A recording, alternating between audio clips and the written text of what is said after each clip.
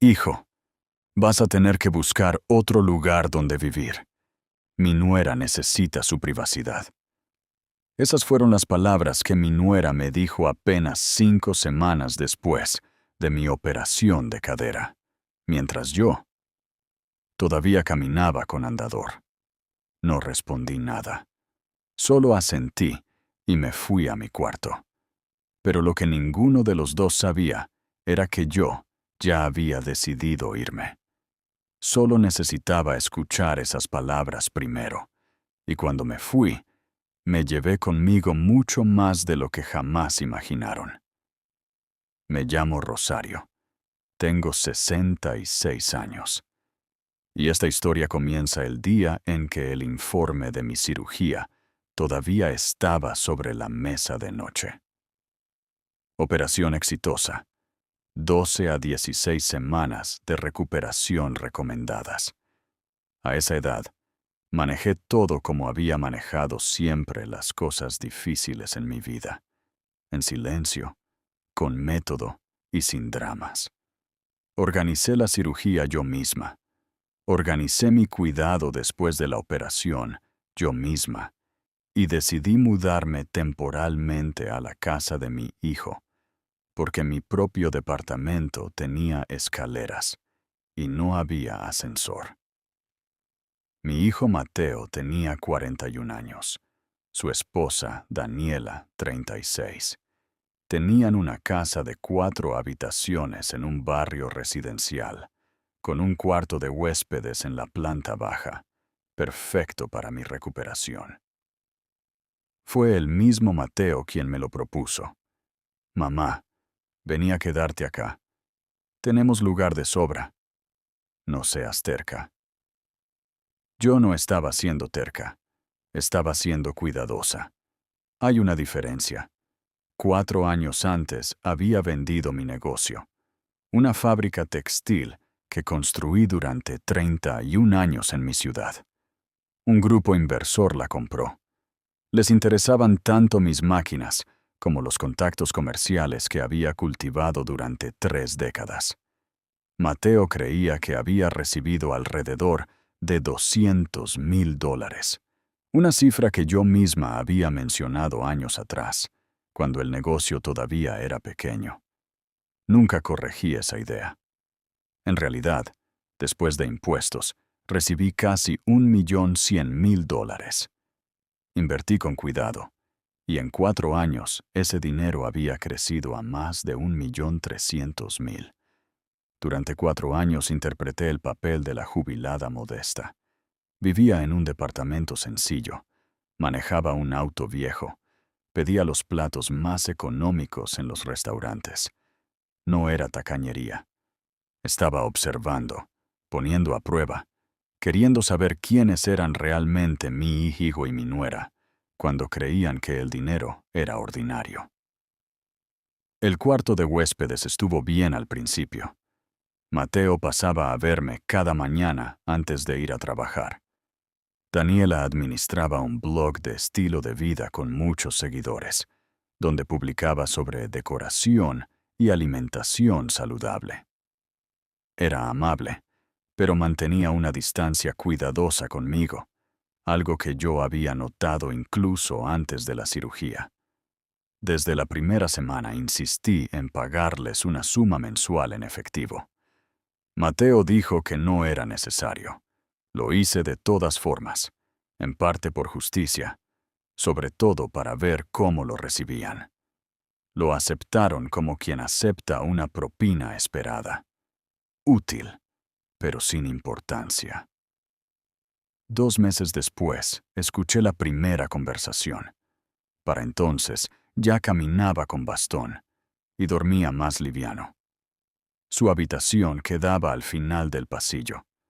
Volvía de la cocina con un vaso de agua cuando escuché la voz de Daniela, clara, sin disimulo. ¿Hasta cuándo, Mateo? Mi mamá me está preguntando si puede venir a quedarse este verano, y no le puedo decir que el cuarto de huéspedes está ocupado permanentemente por tu madre. Mateo dijo algo que no alcancé a escuchar. Sé que tuvo una operación. continuó Daniela. Pero ya está bien. Camina hasta el buzón todos los días. No es una inválida. Solo está cómoda acá. ¿Y por qué no iba a estarlo, si somos convenientes para ella? Hubo una pausa. Es tu responsabilidad, no la mía. Yo me casé contigo, no para ser cuidadora de una mujer mayor que podría pagarse su propio lugar si realmente quisiera. Me quedé parada en el pasillo. El piso estaba frío bajo mis pies.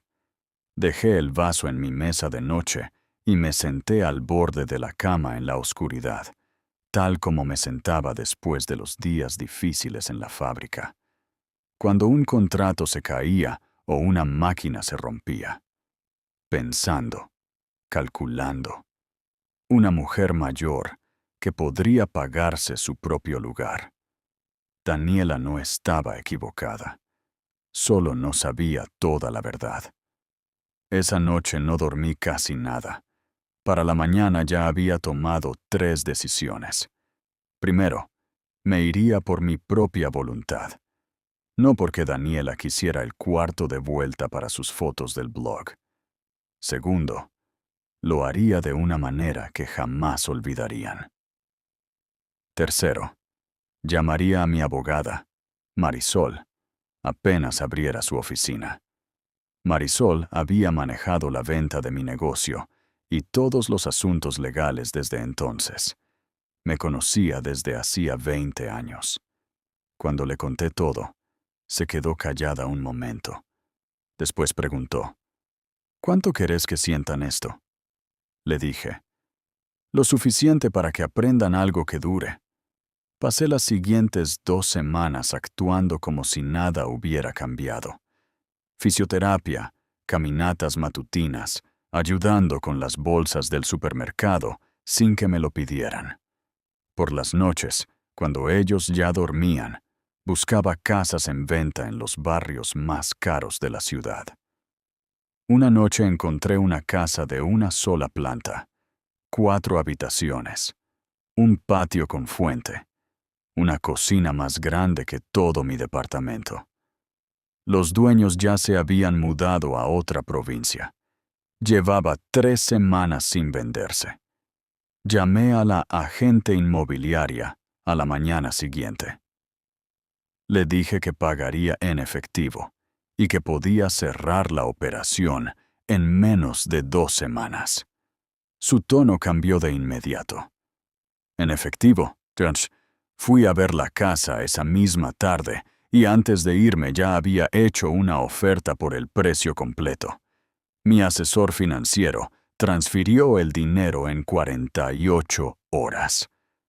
Me preguntó qué estaba comprando. Le dije, un nuevo comienzo. Firmé los papeles un miércoles, recibí las llaves un viernes, y no le dije nada a Mateo ni a Daniela. El sábado que elegí para irme, los dos estaban en casa. Esperé a que Daniela estuviera ocupada con una llamada y Mateo limpiando el garaje. Ya había ido empacando mis cosas de a poco durante la semana anterior. Dejé una nota sobre la mesada de la cocina. Mateo, encontré mi propio lugar y ya me mudé esta mañana.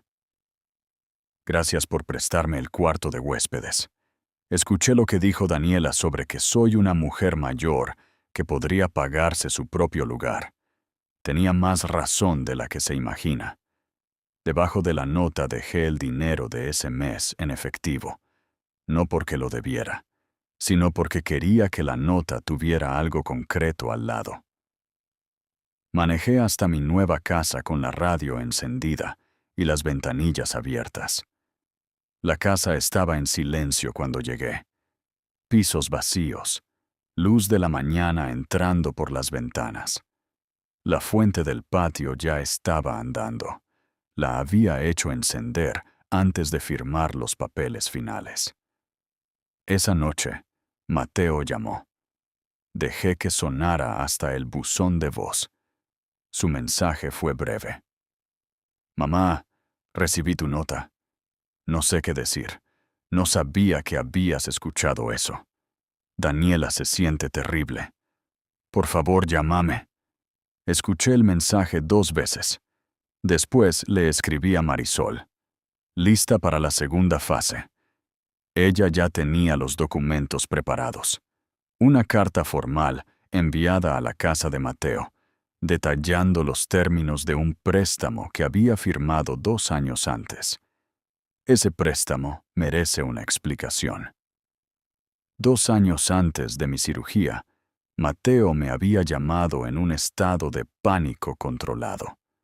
Un negocio inmobiliario que estaba armando estaba corto de dinero. Necesitaba financiamiento puente por 60 días, 90 como mucho. Prometió devolverlo con intereses. Dijo que era un negocio seguro. Yo actué rápido. También llevé el papeleo, preparado por mi abogada, que detallaba un préstamo con interés, a pagar en su totalidad al final de un plazo de 2 años. Mateo miró las páginas por encima, firmó donde le indiqué, y me agradeció profundamente. El negocio se cerró. Me devolvió una parte el primer año. Después los pagos fueron disminuyendo, mientras otros gastos tomaban prioridad. Una remodelación de cocina, un auto nuevo para Daniela, un viaje a Europa. El plazo de 2 años vencía 11 días después de la fecha de la carta. El saldo restante, con intereses, era una suma considerable. Mateo llamó dentro de la hora de recibir la carta. Podía escucharlo antes de que dijera una palabra. Esa tensión particular de un hombre que acaba de abrir algo que le cambió la tarde. Mamá, esta carta de tu abogada. Sé lo que dice. ¿De verdad estás reclamando el préstamo? Pero pensé, no había nada que decir hasta que el plazo terminara. Le dije. Ahora terminó. Silencio. ¿Es por lo que dijo Daniela? Porque ella dice que se siente terrible. Es porque el plazo del contrato venció, Mateo. Eso es lo que hacen los contratos. En las siguientes 3 semanas, recibí muchas llamadas de ambos. Contesté solo un par, todas de Mateo, todas breves.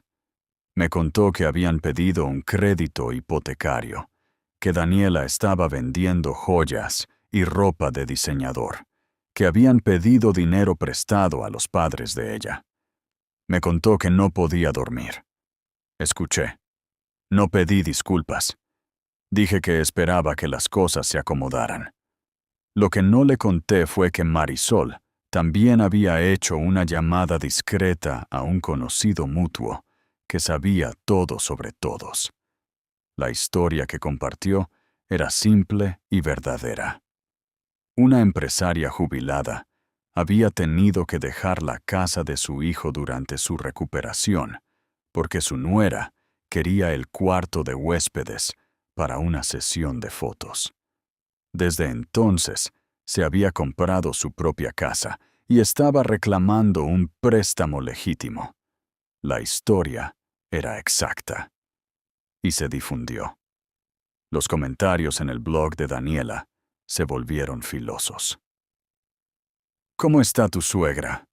Apareció debajo de una publicación sobre organización de cocina. Ella borró varios comentarios. Otros seguían llegando. Publicó un mensaje sobre navegar asuntos familiares privados con gracia, que fue lo peor que pudo haber hecho. Perdió una buena parte de sus seguidores en 2 semanas. Me llamó un martes por la tarde. Rosario, quiero explicarte lo que dije, lo que escuchaste. No necesitas explicarme nada, le dije. Le estabas hablando a tu esposo en privado. Dijiste lo que pensabas. Estaba frustrada. Tuve una semana difícil y dije cosas que no quería decir de esa manera. Dijiste que yo podía pagarme mi propio lugar. Eso era verdad. El resto era tu frustración hablando. Silencio. Entonces, ¿qué hacemos ahora? Con el préstamo, con todo esto, Mateo no está durmiendo. Esa no es realmente una pregunta para mí, dije. Esa es una pregunta para Mateo. Hablé largo con mi hermano mayor, juez jubilado, sobre lo que estaba haciendo. Me escuchó sin interrumpir. Cuando terminé, preguntó, ¿los querés castigar o enseñarles algo? Enseñarles, dije. Si quisiera castigarlos, habría reclamado todo el monto y los habría dejado sin la casa. Asintió. Entonces asegúrate de que la lección tenga una salida. Las lecciones sin salida son solo castigo disfrazado. Le pedí a Marisol que organizara un encuentro. Elegí un restaurante donde había almorzado cientos de veces durante mis años de negocios. Mateo llegó solo. Había perdido peso en la cara. Se sentó frente a mí y puso ambas manos sobre la mesa, como hacen los hombres cuando quieren parecer serenos. Mamá, dijo, te debo algo más que una disculpa por el préstamo. Te debo una disculpa por cómo te trataron en nuestra casa. Daniela me contó lo que dijo, lo del cuarto para las fotos. Sabía que estaba frustrada, pero no sabía que lo había dicho así, y debería haberlo sabido. Viniste a recuperarte de una cirugía y te hicimos sentir que estabas de más. Así fue, dije. Así me hicieron sentir. Lo aceptó sin titubear. ¿Eso significó algo? Le pregunté. Si hubiera vendido el negocio por lo que vos creías, si fuera una mujer de recursos modestos viviendo en un departamento, ¿me habrías pedido que me fuera? Se quedó muy quieto un momento. No sé. Quiero decir que no, pero no lo sé. Esa honestidad le costó algo. Pude verlo. Ese es el problema, Mateo. Vos no sabés, y yo necesitaba saberlo. Saqué una carpeta y la puse sobre la mesa. El saldo del préstamo era una cifra importante. Ustedes juntaron una parte considerable entre el crédito, sus ahorros, y lo que pidieron a los padres de Daniela. No te voy a pedir el resto. Te ofrezco un acuerdo. Pagás lo que juntaron. Perdono el resto. El préstamo queda saldado. A cambio, 4 condiciones. Primero, vos y Daniela empiezan terapia de pareja dentro de 30 días. No me interesan los detalles de su matrimonio. Me interesa que ambos hayan pensado seriamente en cómo trataron a otra persona. Segundo, dicen la verdad sobre lo que pasó a quien pregunte. No en redes sociales, cara a cara. Tercero, mi testamento cambia. Ustedes van a recibir una suma fija. El resto va a caridad y a un fondo para futuros nietos. Cuarto, y esto no es negociable, nunca más hacen sentir a nadie en esta familia que su valor depende de su utilidad económica. Eso me incluye a mí, incluye a sus hijos, si los tienen, incluye a los padres de Daniela cuando envejezcan. Sin excepciones. Se puso pálido, como se pone pálido alguien cuando la aritmética se encuentra con la realidad. ¿Cuánto era, mamá? ¿Cuánto había antes en el testamento? Eso no tiene que ver con las condiciones. Dije, mamá, ¿cuánto tenés en realidad? Lo miré un momento. Después deslicé la segunda página de la carpeta hacia él, el resumen más reciente de mi cartera de inversiones. Sus ojos recorrieron la página. Se detuvieron. Volvieron a leer. 1.300.000, dijo, casi sin ser pregunta. Aproximadamente, dije. El negocio se vendió por más de lo que te dije. Invertí con cuidado. Creció. Se quedó en silencio mucho tiempo. ¿Qué habrías hecho si te hubiéramos tratado bien? Si Daniela nunca hubiera dicho eso. te habría contado la cifra real. Te habría dejado bien asegurado. Tal vez habría comprado una casa cerca para pasar tiempo juntos de verdad. Lo sé, dijo en voz baja. Lo sé. Le di 48 horas para pensarlo. 16 horas después llamó. Aceptamos, dijo. Las 4 condiciones. La disculpa formal ocurrió en la casa de mi hermano, 6 semanas después. Una reunión pequeña, familia que nos conocía a ambos desde hacía décadas. Mateo se paró junto a Daniela y dijo lo que había que decir. Sin discurso dramático, solo los hechos. Su madre había venido a recuperarse de una cirugía. La habían hecho sentir no deseada. Había escuchado cosas que nunca deberían haberse dicho. Lo sentía de verdad y entendía que pedir perdón era el comienzo, no el final. Daniela habló después. Su voz no tembló, lo cual respeté. Dije algo imperdonable sobre una mujer que nunca había sido otra cosa que generosa con nosotros.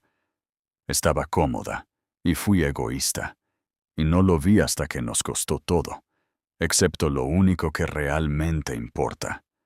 Que la madre de Mateo todavía está acá y todavía dispuesta a hablarnos. Estoy agradecida por eso. No espero que sea fácil. Solo quiero ser honesta sobre lo que entiendo que hice. La terapia empezó al mes siguiente.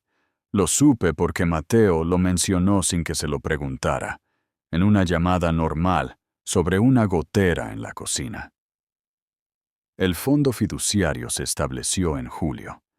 Ese otoño empecé un programa de mentoría en un centro de formación para pequeños empresarios, hablando con estudiantes que estaban construyendo algo desde cero, tal como yo lo había hecho.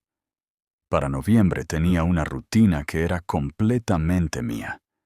Café en el patio a las 6:30, la fuente andando. Sesiones de mentoría los martes. Cena con mi hermano el último domingo de cada mes. Las llamadas con Mateo, de a poco, perdieron esa cautela y empezaron a sonar otra vez como conversaciones de verdad. Daniela me mandó un mensaje en diciembre. No una disculpa, eso ya lo había hecho. Solo una foto. El cuarto de huéspedes de su casa, pintado de nuevo, amueblado. Un cuarto de huéspedes de verdad, con huéspedes de verdad. Su madre lo había usado un mes entero. Abajo escribió: estamos tratando de ser el tipo de personas que merecen las relaciones que queremos tener. Le mostré el mensaje a mi hermano la próxima vez que lo vi. ¿Crees que lo dice en serio?, preguntó. Creo que está empezando a hacerlo, dije. Por ahora, es suficiente. Había cargado ese peso durante años antes de que Mateo me llamara por la cirugía, observando, esperando, juntando evidencia en silencio. Quería estar equivocada. Quería descubrir que mi hijo y su esposa me valoraban por algo más que lo que podía darles económicamente. Me había preparado para lo peor y esperado lo mejor. Y cuando llegó lo peor, estaba lista, porque siempre había estado lista. Ese era el hábito de 30 años construyendo algo de la nada. Lo que no había previsto era cuánto tiempo llevaría soltar ese peso después. Incluso después de la casa nueva. Incluso después de firmar los términos y recibir la disculpa y establecer el fondo. Y de que las llamadas empezaran a sonar normales otra vez. Algunas mañanas me sentaba en el patio y sentía exactamente la forma de lo que había perdido. No el dinero, no la confianza, sino la versión simple de mi IQO en la que había querido creer. Incluso cuando la evidencia se acumulaba, esa versión ya no existía. Pero Mateo seguía ahí, imperfecto, más consciente, intentándolo. Intentarlo. Aprendí hace mucho tiempo en los negocios. No es poca cosa. Intentarlo es a menudo donde ocurre el trabajo verdadero. Manejé hasta su casa un sábado de enero, la primera visita desde que me fui. Mateo me recibió en la puerta. Nos dimos la mano. Después de un instante, hicimos algo que no hacíamos desde hacía años. Nos abrazamos. Breve, un poco incómodo, real. Cuando me fui, me quedé un momento sentada en el auto en la entrada. El barrio se veía igual que siempre, prolijo y próspero. Nada había cambiado en su apariencia. Todo había cambiado en lo que yo entendía cuando lo miraba. Volví a mi casa con las ventanillas abiertas. Mi casa era visible desde el final de la calle, la fuente del patio audible incluso desde la vereda. Mi casa, mis términos, mi paz. No me propuse poner a prueba a mi propio hijo. Me propuse ser madre. Pero las madres también son mujeres que construyeron cosas y perdieron cosas, y que conocen la diferencia entre una relación y un arreglo. Lo que tenía con Mateo y Daniela había sido un arreglo, cómodo y transaccional, hasta que dejé que me costara algo. Ahora estábamos descubriendo qué había debajo de ese arreglo, si había algo real. La evidencia todavía estaba llegando, yo todavía estaba observando. Pero la fuente seguía andando, la luz de la tarde se volvía más profunda, y yo tenía 66 años en una casa que había elegido para mí misma. Por primera vez en mucho tiempo, no me sentía una carga, ni una invitada, ni una conveniencia. Me sentía como alguien que había vuelto a casa,